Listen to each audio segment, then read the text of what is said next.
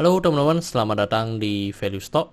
Hari ini saya akan membahas analisa fundamental saham Cepin kuartal kedua tahun 2021. Oke, ini disclaimer-nya, yang pertama ini merupakan sharing analisa fundamental, bukan diajarkan beli jual ataupun hold suatu saham, dan keputusan investasi ada di tangan teman-teman selaku investor. Yang ketiga, dari analisa fundamental ini bisa dijadikan referensi untuk analisa saham-saham yang teman-teman miliki. Oke, pertama-tama kita masuk ke bisnis model dari saham Cepin ini. Untuk kegiatan usahanya bergerak di bidang usaha pembibitan, rumah potong, makanan olahan, dan perdagangan. Jadi untuk sumber income-nya berasal dari penjualan pakan, penjualan bibit, penjualan hasil ternak, dan penjualan makanan olahan. Dan produk yang terkenal itu adalah Fiesta. Dan mereka mayoritas itu memang di ayam ya teman-teman ya. Jadi peternakan ayam atau pakan ayam seperti itu. Untuk segmen usaha atau marketnya di Indonesia, terkait kasus hukum, saya membuat video ini, saya tidak menemukan adanya kasus hukum yang terkait dengan Cepin.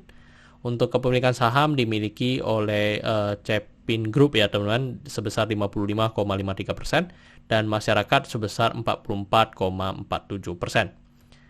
Dan dari segi revenue-nya untuk kuartal kedua mengalami kenaikan sebesar 28,8%. Dan saya asumsikan kuartal keempatnya memiliki kinerja yang sama dengan kuartal kedua, maka sampai akhir tahun akan mengalami kenaikan sebesar 20%. Untuk dari segi net profit juga mengalami kenaikan dan kenaikannya sebesar 75%.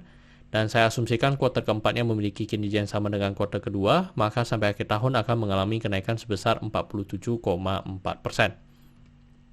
Dan dari segi asetnya juga mengalami kenaikan dan kenaikannya sebesar 11,2%. Untuk dari segi utang juga mengalami kenaikan dan kenaikannya sebesar 7,6%. Untuk dari segi modal juga mengalami kenaikan dan kenaikannya sebesar 12,4%. Dan teman-teman, ini merupakan summary laporan keuangannya dari 2014 sampai 2021. Di sini saya akan membahas tentang rasio keuangannya. Yang pertama adalah NPM atau net profit margin. Untuk net profit margin 2021 ini sebesar 10,98% dan mengalami kenaikan dibandingkan tahun sebelumnya sebesar 2%. Dan kalau kita lihat dari history, mungkin ini merupakan net profit margin yang paling tinggi dari saham Cepin ini. Terus untuk dari segi EPS di 342 dan membuat pernya itu di 19,25 kali. Jadi untuk dari segi per mengalami penurunan yang cukup signifikan karena dari segi EPS yang mengalami kenaikan yang lumayan tinggi. Terus untuk dari segi book value sekarang di 1598 dan membuat PBV-nya di 4,12 kali. Jadi untuk dari segi untuk PBV dari saham Cepin ini sudah di atas 4 ya. Dan kalau kita lihat secara 4 tahun terakhir ya memang ini merupakan PBV yang paling rendah. Untuk dari segi DER-nya di 0,32 kali. Dan ini sangat bagus yang dimana DER-nya secara histori juga masih di bawah 1. Untuk dari segi ROE-nya di 21,37%. Untuk dari segi ROA di 16,14%. Dan teman-teman, saya membuat video ini untuk harga sahamnya di 6575.